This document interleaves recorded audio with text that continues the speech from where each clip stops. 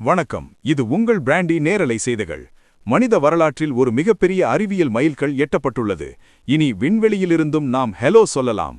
பூமிக்கும் விண்வெளியில் கோடிக்கணக்கான மைல் தொலைவில் உள்ள விண்கலத்திற்கும் இடையே ஒரு நேரடி போன்லைன் போன்ற தகவல் தொடர்பு வசதியை நாசா மற்றும் ஐரோப்பிய விண்வெளி முகமை விஞ்ஞானிகள் வெற்றிகரமாக அமைத்துள்ளனர்.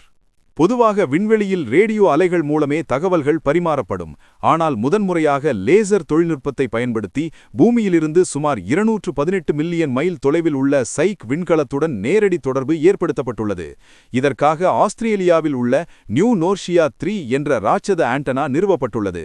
இது சாதாரண பிராட்பேண்ட் வேகத்தை விட 100 மடங்கு அதிக வேகத்தில் தரவுகளை பரிமாறும் திறன் கொண்டது. இந்த தொழில்நுட்பத்தின் அதிரடி அம்சங்கள் இதோ. அதிவேக டேட்டா. விண்வெளியிலிருந்து 4K தரத்திலான வீடியோக்களை இனி நேரலையாக ஒலிபரப்ப முடியும். துல்லியம். 1 கிலோமீட்டர் தொலைவில் இருக்கும் ஒரு சிறு நாணயத்தை லேசர் மூலம் குறிபார்ப்பது போன்ற துல்லியமான தொழில்நுட்பம் இது. செவ்வாய் கிரக பயணம். எதிர்காலத்தில் செவ்வாய் கிரகத்திற்கு செல்லும் விண்வெளி வீரர்கள் பூமியில் இருக்கும் தங்கள் குடும்பத்தினருடன் வீடியோ கால் பேச இதுவே அடித்தளம். விண்வெளி ஆராய்ச்சியில் இது ஒரு புதிய டிஜிட்டல் புரட்சி என்று விஞ்ஞானிகள் பெருமிதம் கொள்கின்றனர்.